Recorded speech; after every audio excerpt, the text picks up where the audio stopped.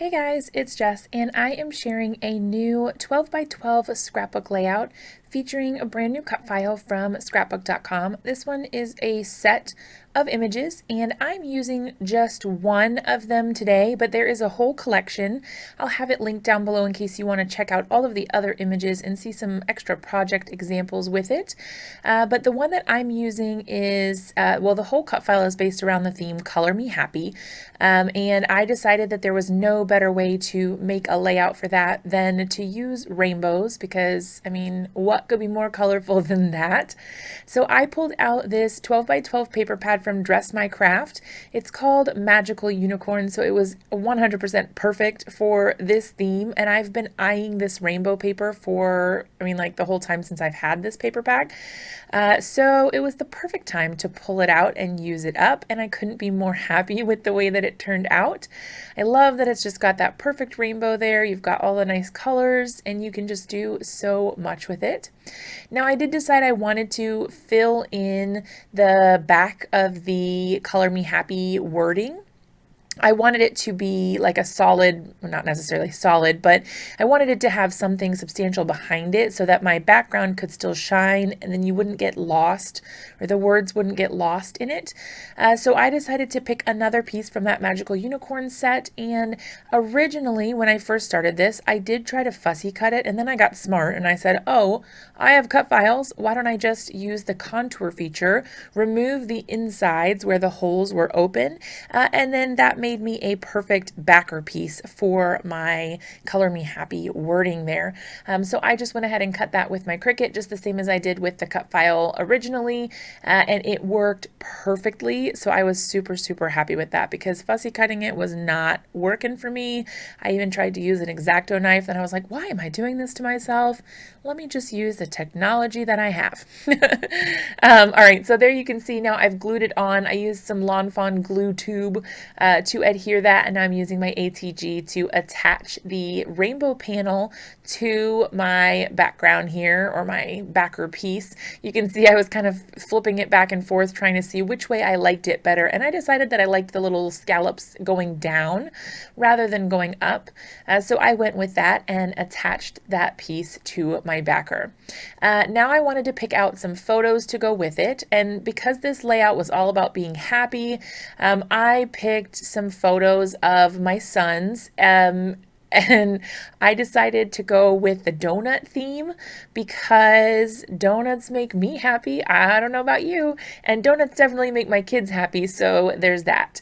I didn't end up using that second picture I cut with the blue face. I will save that for another layout, but I really liked the way that the white in the Krispy Kreme photos all kind of worked together, and it kind of tied together the white from the background and all of that. So I thought that looked best, and I went with that. I chose the ones where they're wearing the cute little hats. I don't know, I just thought it was so cute. And then of course you can see the donuts in the pictures, so that really helped kind of pull everything together in the end as well. So I did go ahead and use that same piece of cardstock from the Magical Unicorns that I used for the wording backing. I used the same thing for the backing of these photos, and then I just put a little adhesive on the corners so where I knew they were going to overlap so that I could actually have them attached. Then I pulled out my Tim Holtz Big Chat and Chitchat pads, and I picked out some words. I used both of them, so I used the appreciate from the Big Chat, and then the rest of them came from Chitchat, and I wrote out a little sentiment that says appreciate every little smile. I need to be reminded of this myself because it's really easy to get lost in the day-to-day of momming and forget how precious those moments are and that they're only there for a short time. So this is kind of like a note to self, remember to appreciate these before they're gone. So I loved these little pictures. I cherish them, so I figured it was a great way to document the happy times too. We have a lot of emotional turmoil in our little dudes, so we struggle sometimes, and it's really nice to have these happy memories to hold on to when you're feeling the weight of everything else that goes on in life.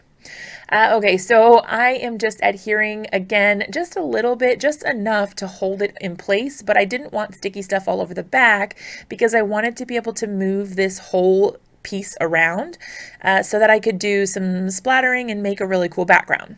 Now I did use the Dylusions Black Marble Spray Ink. This is not the shimmer spray, it's just the regular one. I just took the lid off and I splattered it by tapping the little handle thing there. And then I went ahead and masked off my photos. I did more splattering just so I could concentrate it closer to the areas where the photos were going to be. So it wasn't all just kind of like random and out towards the outside. I kind of wanted some in the little nooks and crannies. I did make a huge mistake. I don't know that I left it in, but I flipped over my pictures and my desk had splatters on it and I ruined the photos, and it took me several hours of trying to find and reorder, and then I had to go pick up more, and I thought for sure it was lost and I couldn't find the original. It was a disaster, and this layout took me like forever because of that. So if you're going to do this, just make sure you don't flip your photos over into the place that you just splattered on. Pro tip. Okay, so now I thought I was going to get a little crazy, and I'm using the Ranger gel plate. This is from the assorted 3-pack of the gel plates, and I'm putting on some Dina Wakley paints here. I just picked colors that matched my little rainbow paper over there as best as I could. They're not exact matches, but I don't think that really matters. They're close enough that they look nice, and I thought they coordinated pretty well. The thing that I really like about the Dina Wakley paints is how vibrant they are. They are so pretty. They make me really happy, and I just really love to use them in my projects. So what I thought I was going to do here is brayer over top of the colors, right? So that I had a really pretty rainbow thing. And I was going to use this as like a roll-off sheet. And then I was like, hey, wait a minute. That looks really pretty. I think I might just go with that, because I didn't really love the splatter that I had done, and I was thinking about just starting over. And then I was like, oh, heck no, this looks really cool. I think I'm going to use this. So what started out as what was supposed to just be my sheet to roll off on as kind of a junk page turned into my actual background because I just loved it so much. And I think it's really cool. It's really abstract and fun, and it has all the bright colors, and it's not neat or tidy. It's messy and crazy, and I think that that works perfectly with this layout. So then I did have obviously that paint there on my gel plate, so I went ahead and pulled the prints because, well, why not? I just used some cardstock here and overlapped them so that I could pull the entire print. Then I set those aside, and I'll use those later. I'm not really sure what for yet, but it's nice to have prints on hand, and you can never print too many things. So then I did go ahead and flip my gel plate over, used it kind of like a stamp on another 12 by 12 piece of cardstock, and then now I have that as well for another layout at some point. Off camera, I did go ahead and stamp out a bunch of this adorable little donut image from Fawn. It's called Donut Worry, and I really like this set, but I don't use it enough, so I decided today was the day. And I used the coordinating die cut as well to make it easier on myself, not to have to cut all of that out. And then also it punches out the hole in the middle, and I really liked that.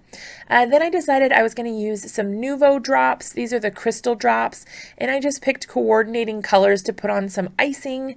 I did color that brown donut like at some point during there, and then I was like, this doesn't match my layout, so I'm not using that. So I'll have that for a later project, and that's totally fine.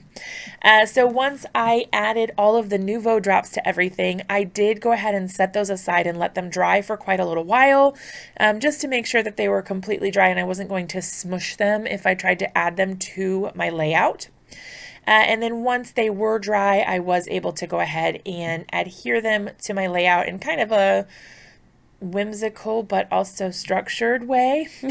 You guys know, if you watch my videos, that I am still learning to let go and sort of just be chaotic or crazy with my layouts, and so I still have kind of like an organized chaos thing going on. So I am going to go ahead and adhere the panel to my layout here, and then I will attach those donuts. And then I will just add a few little embellishments, like a little bit of black thread. I felt like that made my layout a little more intentional with the bits of black. It kind of tied together the splatter from the background and the black from the sentiment strips and sort of made the whole layout a little bit more cohesive. It sort of flowed a little bit better. So I really like the effect that that gave. And then that pretty much finished off my layout once I got the thread and the donuts attached. Now I do have to apologize for this crazy lighting that is going on. I am not trying to give anyone a seizure. I don't know what in the world happened here. I don't know if my camera was trying to autofocus or what, because I filmed this at night, so it definitely wasn't light from outside or anything like that. I have no idea, but I do apologize. Hopefully that won't happen again. I'm not sure what happened. But like I said, just finishing off the layout here, and then I will show you some still photos of the final layout so that you can see what it looked like in the end. I'm really happy with the way that this turned out, and I hope you guys like it too. I am going to be sure to link everything down in the description below so that you guys can check out the cut file if you'd like to. It's on a really big sale as of the time of posting this video. So it's not, I think it's like 10 images at least in the cut file, but all the details will be down there for you. Yeah, you can go check it out. And they have lots of other cut files now as well, so you can definitely use those. All right, here are the still photos that finished off my layout, and everything is all done. Like I said, love the way that it turned out. I hope you guys do too. If you liked this video, be sure to give it a big thumbs up. Subscribe to my channel if you're not already, and I will see you guys again really soon in another video.